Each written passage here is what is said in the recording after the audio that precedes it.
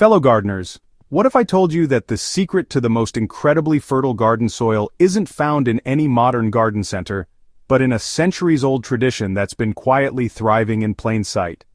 For generations, the Amish have cultivated land that yields breathtaking abundance without a single bag of synthetic fertilizer.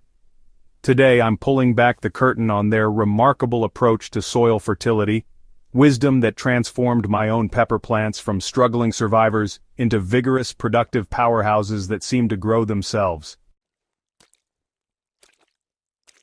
This isn't just another gardening tip, it's a complete paradigm shift that will revolutionize how you think about feeding your soil.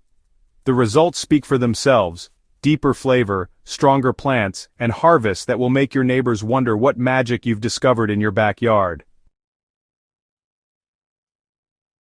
Let me share something that might surprise you. Those shiny bags of synthetic fertilizers lining garden center shelves are actually working against your soil's long-term health and vitality. While they promise quick results with their bold NPK numbers, they're creating a dependency cycle that's slowly starving your soil of life itself. Every time you pour synthetic nutrients directly onto your plants, you're bypassing the intricate web of beneficial microorganisms that naturally make nutrients available to plants. Think of it this way: when you spoon-feed a child every meal, they never learn to feed themselves. Synthetic fertilizers do the same thing to your soil's natural nutrient cycling system. Over time, the beneficial bacteria, fungi, and countless other microorganisms that form the foundation of healthy soil begin to disappear because they're no longer needed. What you're left with is essentially dirt, a sterile growing medium that requires constant chemical inputs just to keep plants alive. The consequences extend far beyond your soil's health. Plants grown in chemically dependent soil develop what I call synthetic addiction. They grow fast but weak, with enlarged cells full of water rather than the complex compounds that create deep flavor and natural pest resistance. This is why store-bought tomatoes taste like water compared to those grown in living soil, and why your pepper plants might grow tall but produce small, lackluster harvests.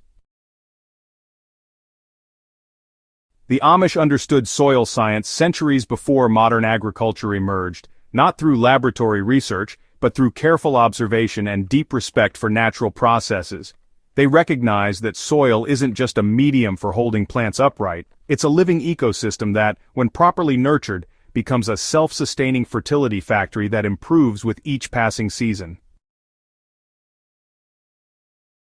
The foundation of the Amish approach rests on a simple but profound principle that, honestly, modern agriculture has largely forgotten: feed the soil, not the plant.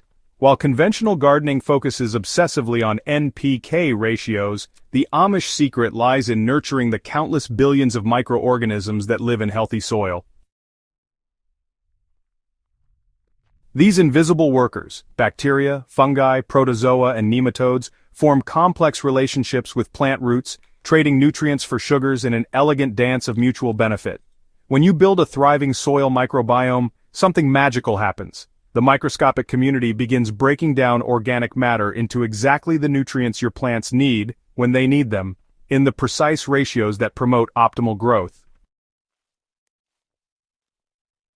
It's like having a personalized nutrition consultant for every plant in your garden, working around the clock to ensure perfect feeding. I witnessed this transformation firsthand in my own pepper garden. Before discovering these time-honored methods, my pepper plants were decent but unremarkable. They grew, they produced, but nothing that would make anyone stop and take notice. The peppers themselves were often thin-walled, lacking the deep, complex flavors I knew they were capable of producing. I was caught in the synthetic fertilizer cycle, applying regular doses of commercial plant food and wondering why my results remained mediocre despite following all the conventional advice.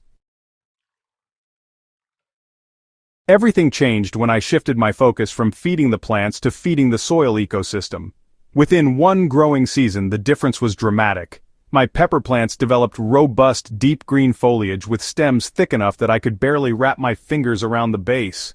The peppers themselves transformed from thin-walled disappointments into thick, meaty fruits bursting with oils and complex flavors that made my previous harvests seem like pale imitations. Neighbors began asking what I was feeding my plants, unable to believe the abundant sprouting from what had previously been ordinary garden beds. Creating living soil begins with understanding composting not as a way to dispose of kitchen scraps, but as the art of building a nutrient powerhouse that feeds your soil ecosystem for months and years to come. The Amish approach to composting goes far beyond the basic brown and green ratios taught in most gardening books. They understand that different materials contribute different nutrients and support different types of beneficial microorganisms.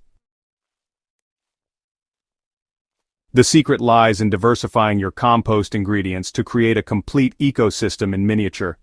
Kitchen scraps provide nitrogen and attract bacteria that break down fresh organic matter, but aged manure adds slow-release nutrients and beneficial bacteria that form lasting relationships with plant roots.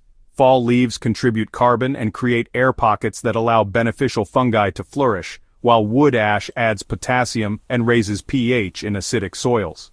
Coffee grounds introduce acidity-loving bacteria, and crushed eggshells provide slow-release calcium that prevents blossom end rot in tomatoes and peppers. The magic happens when these materials decompose together, creating not just compost but a living community of microorganisms that will continue working in your soil long after you've spread the finished product.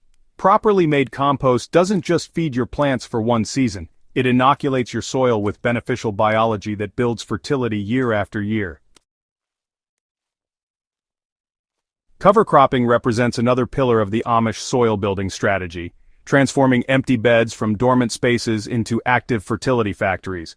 While your beds appear to be resting between growing seasons, cover crops are working underground, their roots diving deep to bring up nutrients from subsoil layers that your vegetables can't reach. Nitrogen-fixing legumes like crimson clover partner with bacteria to capture atmospheric nitrogen and store it in root nodules, essentially manufacturing fertilizer for next season's crops. Winter rye and other grasses develop extensive root systems that improve soil structure, while their above-ground growth captures and holds nutrients that might otherwise wash away in winter rains. When you terminate cover crops in spring, all that captured fertility is released directly into the root zone of your new plantings. It's kinda like having a green manure factory operating on your behalf during the months when traditional gardens lie idle. And the earthworms deserve special recognition as the unsung heroes of the Amish soil system. These remarkable creatures are essentially living compost machines, consuming organic matter and excreting perfectly balanced plant food in the form of worm castings. But their contribution extends far beyond fertilizer production. As they tunnel through soil, earthworms create channels that improve drainage and air circulation, while their mucus secretions bind soil particles into stable aggregates that resist erosion and maintain structure through years of cultivation. If this guide has opened your eyes to the incredible potential of living soil, I want to hear about your experience implementing these Amish-inspired techniques in your own garden.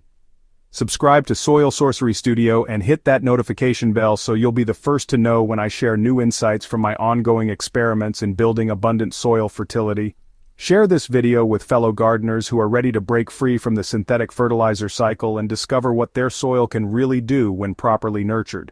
Together, we can rediscover the agricultural wisdom that sustained generations before us and build gardens that get better with each passing season.